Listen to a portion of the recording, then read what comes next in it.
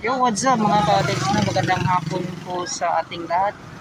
Yan, panibagong araw po at panibagong update po tayo. So, andito pala ako sa at mag-update pa ako sa ginagawang Davao, sa Malalan Davao City Connector Bridge. Yan, so binalikan natin mga ka-cottage, no? Mga ilang araw din, mga 4 o mga 5 araw na hindi tayo nakapag-update dito. So, titingnan natin kasi yun nga po mga ka-cottage, itong kanilang ginagawa ay tuloy-tuloy na talaga. Lalong-lalo na nakakaabang-abang po dahil andun na po sila sa may dagat side. Yan, no? So, andito ba rin tayo sa may Davao City. Yan, no? So, di natin patatagalin. So, bagong lahat, mega shoutout pala sa lahat po ng mga solid supporters natin. Yan. Dadaanan lang po natin itong lagayan po ng kanilang mga heavy equipments, lahat po ng mga gamit. So dito po muna yan mga ka-cottage, no? Yan na. So nakasarado. Yun. Yan mga ka-cottage. So araw kasi ng linggo, kaya nakasarado po yan dito.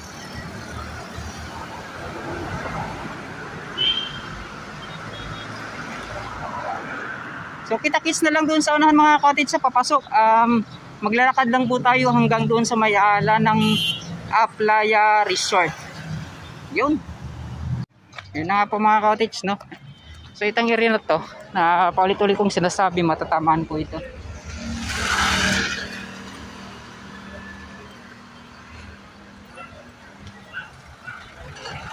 Yan. Mga cottage, madalas kasi kapag nag-update po tayo ay sumasakay po tayo ng tricycle doon sa kanto. So ngayon itatry ko hanggang doon po sa dulo na ipasilip sa inyo yung mga matatamaang mga kabahayan.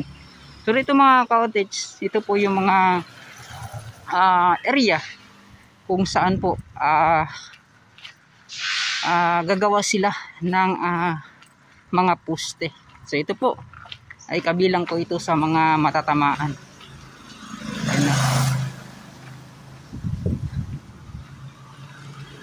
So doon naman mga ka-cottage, sa unahan na yon, yung paliko po niya. So sa kabilang side naman po, yung yung mga matatamaan na naman ng mga kabahayan. Yan, no? Dito banda ay makita natin, no, parang walang masyadong bahay hanggang doon po sa dulo sa may highway po. Yan. So dito na dito sa unahan, dito na talaga yung mas marami na talagang mga kabahayan. So titingnan natin mga ka-cottage, So dito po nung last year or mga nakaraang buwan lang, mga January ganyan mga ka-cottage, bumalik kasi ako dito. Wala pang trabaho doon sa Mayala ng Playa Beach. Dito po yun mga ka-cottage, sa eryang to na nagsuswell testing po sila dyan banda.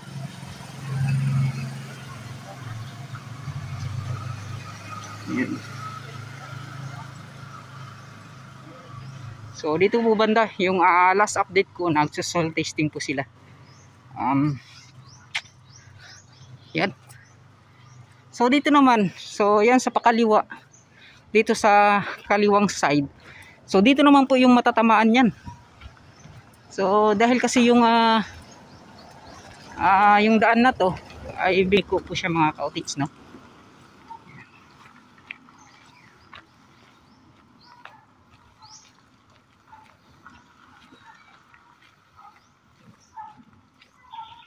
Napanood ko kasi sa vlog ni Sir Welpy, no, na parang mahigpit na ata na makapag-update tayo. So last day lang po yun. So ngayon ko confirm natin ngayong araw ng linggo. Sana po ay makapasok tayo tapos makakuha tayo ng magandang update. Yan. So malapit lang pala mga ka-cottage, no? Yun, no? So doon sa unahan, yung po yung dulo. So kayang-kaya po talaga na lalakarin.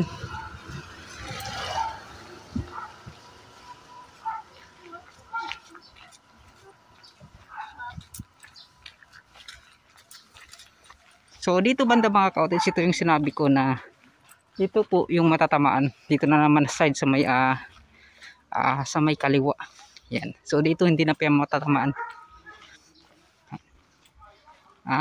Kung kaya sa mga napanood yung mga update, dito na po sila makikita natin talaga na nagso-soil testing. Yan. So tuloy-tuloy na po yan hanggang doon sa may ala ng Aplaya Beach. Yan.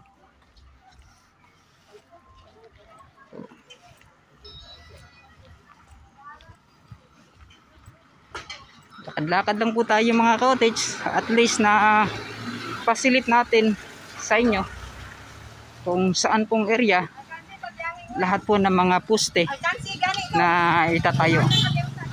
Yan, so dito po yan. So andun na po yung Lanang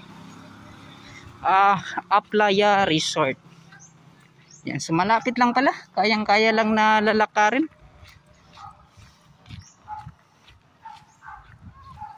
Yun, no? So may mga nakalagay na kasi doon mga cottage. So yun, yung mga W, ano yan siya. Yan, dyan banda.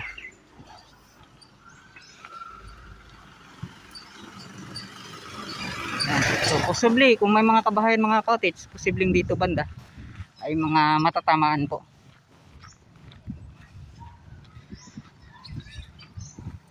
Yan, no? May mga nakita na tayong mga ganito na pahibalo, basaha o sabta para makalikay sa multa. Kaso yan mga cottage sa pahimangno ra ni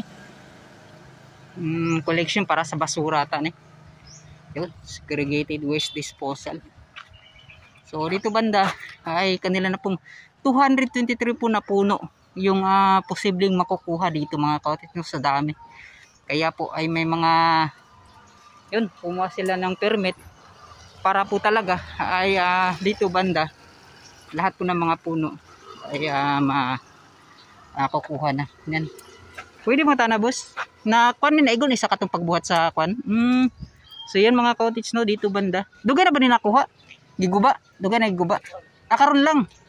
So karon na gid ang inyong pagkuan nga ipaguba ni siya, no? Halos mataran diri boss titulado yung mga area. Yan tulado, no? So mga cottage, so kahit ngayon lang po ito nila tawag niyan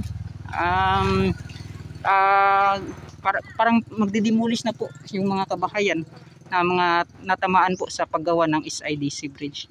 So tanan ba boss katong padira sa paliko na igo gina sila tanan, no? Yan.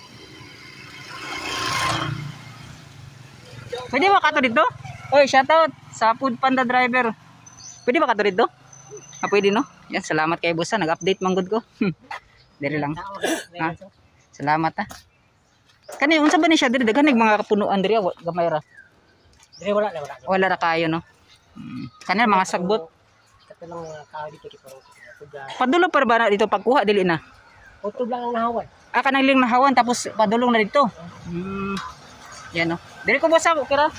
Salamat kayo ha. Yan mga cottage, no. So titingnan natin itong mga area kung saan po ay pagtatayuan po nila ng poste. Yan, no.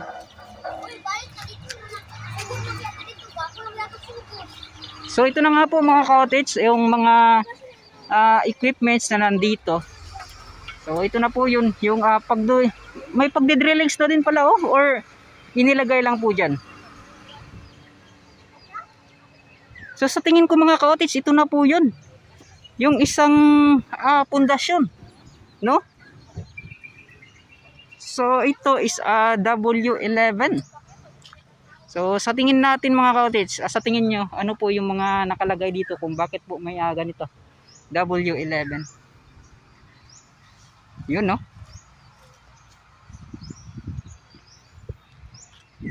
Pwede ba kato dire? Pwede? Yan.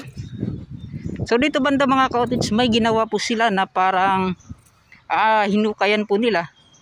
At di natin alam para ano to, parang fish pan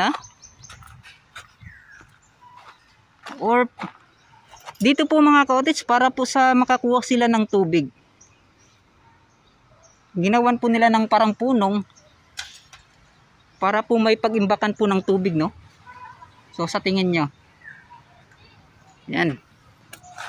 So ito na nga po mga cottage yung update natin. At itong mga equipments po nila na dito na po nila nilagay.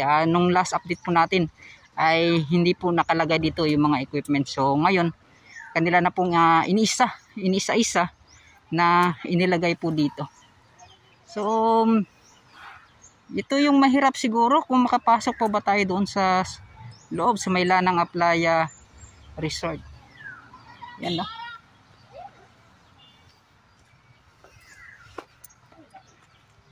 So ito na nga po mga cottage yung update natin. At was ayang hapon. Yan no.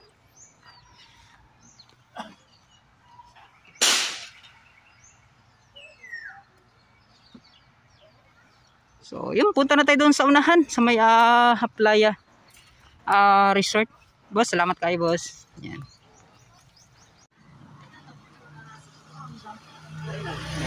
Yun at so dito banda ay shout out. So ito nailabas na po nila mga cottage, no? Yung permit po ng DNR para sa itong tree cutting permit.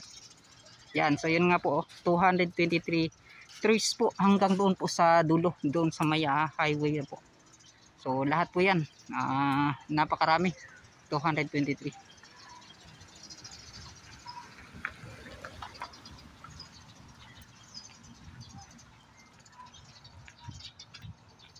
So yung tanong dito kung makakapasok po ba tayo. Hoy, shout out ma'am. Shout out sa inyo. Yun. So yun na nga po mga cottage, no, dito banda. So pwede ba naman makadaan kasi yun nga po, hindi lang po sa kanila itong area kundi may isang daanan talaga dito na para po sa lahat. Yun, no.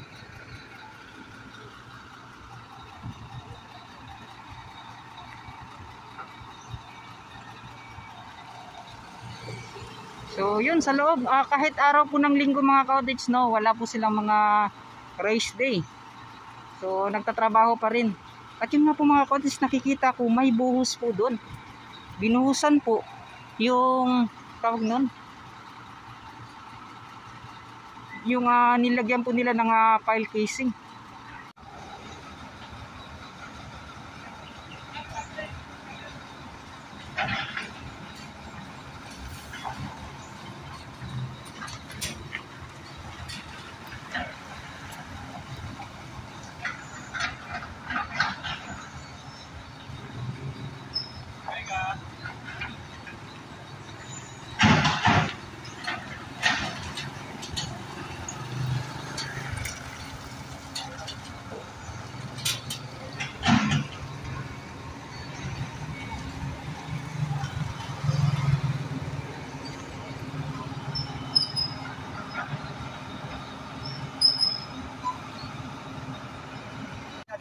Yun mga cottage, no, dito banda, yan.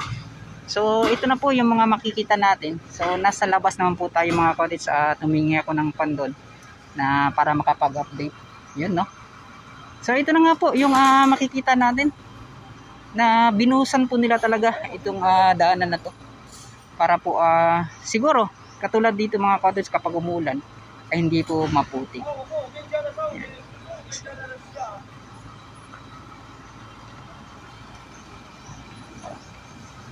So yung bahay doon diyan sa may entrance niya talaga ay wala na pala. Gibang-giba na po. Yan, no?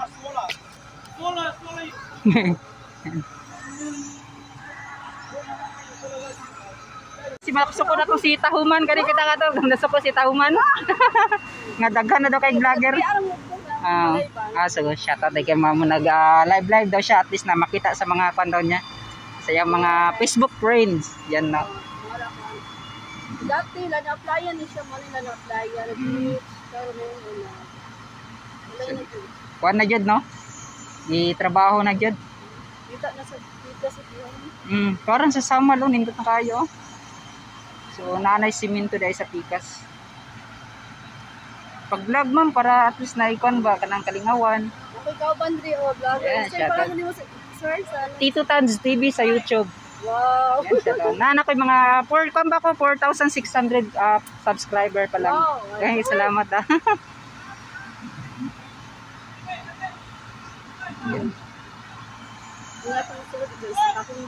Magitaw po. Kada adlaw ka diri nagakuan? Dira ko yung balay. Kay wala man siguro kay naman ta sa dalan, di ba? Private man gini public man sa dalan ko datong gikuanan.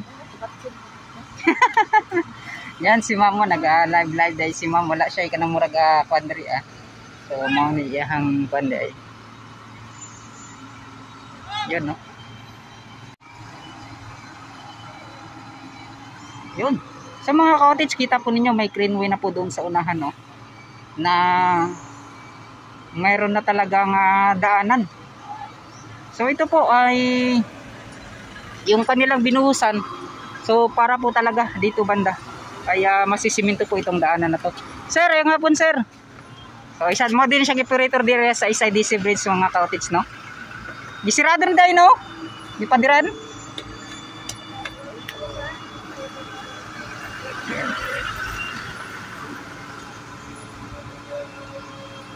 Maganda, napaka high tech po ng kanilang equipments mga cottage so parang sa China din talaga ito mga XCMG na crane.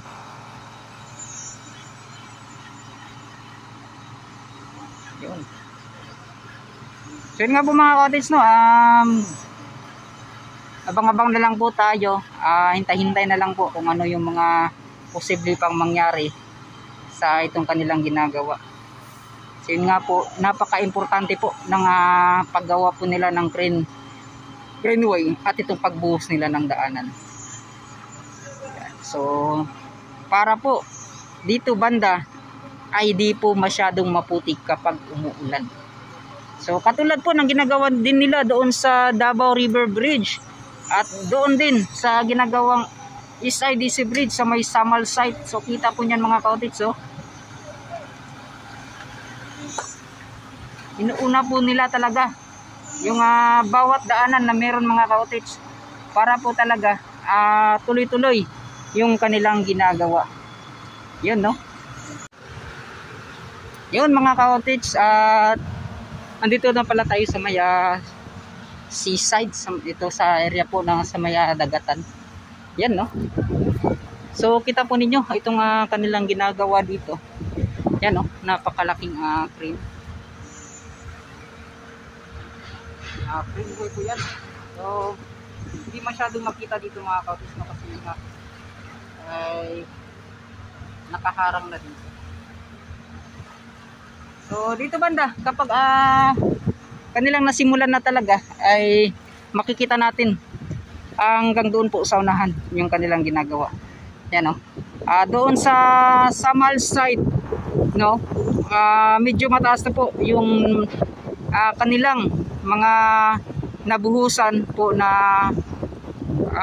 tawag niyan na simento para po doon sa taas ay magtuloy-tuloy na at walang sagabal sa kanilang mga kargang kagamitan at mga materialis mga kapatid. Yun no. So maganda kapag dito din nakalagay mga cottage kasi yun nga po yung view ay kitang-kita talaga. Yan no. So dito naman sa areang to walang problema po. Nagkakaintindihan kaagad.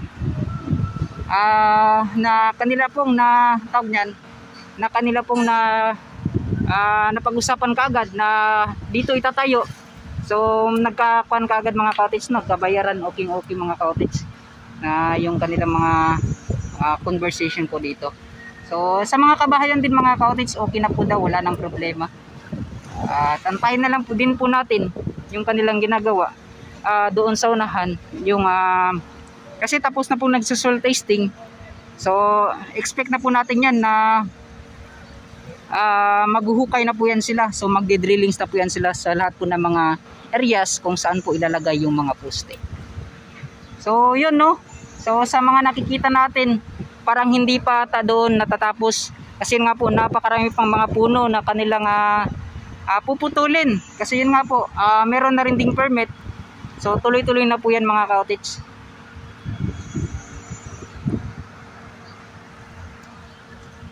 Yun, no. So naka-zoom pala. So, maraming salamat at hanggang dito na lang. So kumuha lang po tayo ng update ngayong araw. Kasi akala ko talaga walang nagtrabaho kasi araw po ng linggo. Yun. At sa lahat po ng mga solid supporters natin, solid viewers, solid subscribers, maraming salamat. And so lagi po kayong mag-ingat. Yan, no. Lalo na sa mga FWs natin dyan. Ingatan po natin ang ating sarili. Yan na.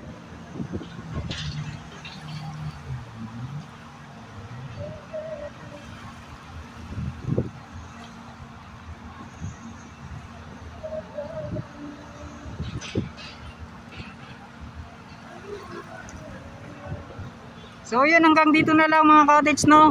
Papalad pa po muli. Yun, hanggang dito na lang. Bye bye na.